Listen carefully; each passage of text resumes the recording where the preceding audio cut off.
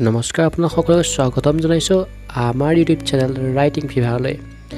আজি আমি জানিম কেইবাটামান ইণ্টাৰেষ্টিং ফেক্ট চন্দ্ৰৰ বিষয়ে।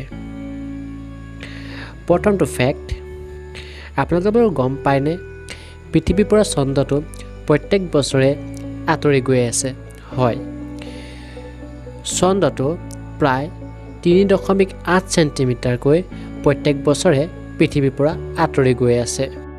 ফেক্ট নম্বৰ 2, আপোনালোকে বাৰু গম পায়নে চন্দ্ৰটো ভূমিকম্প হয়। পৃথিৱীত যিদৰে ভূমিকম্প হ'লে তাক আৰ্থকুইক বুলি কোৱা হয়, ঠিক সেইদৰে চন্দ্ৰত হোৱা ভূমিকম্পক মুনকুইক বুলি কোৱা হয়। আপোনালোকে জানি আচৰিত হ'ব, তাত যি ভূমিকম্প হয় সেয়া বিশেষভাৱে পৃথিৱীৰ মহাকৰ্ষণ বলৰ বাবে হয়। ফেক্ট নম্বৰ 3, আপোনালোকে জানি আচৰিত হ'ব যে পৃথিৱীত পোৱাৰ দৰে চন্দ্ৰটো পানী পোৱা যায়।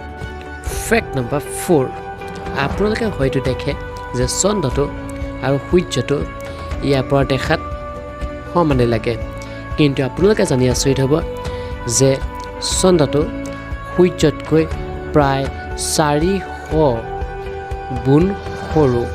কিন্তু তাক সমান দেখাৰ কাৰণ এইটোৱে যে সূৰ্যতকৈ চন্দ্ৰটো প্ৰায় 400 গুণ ওচৰত আছে।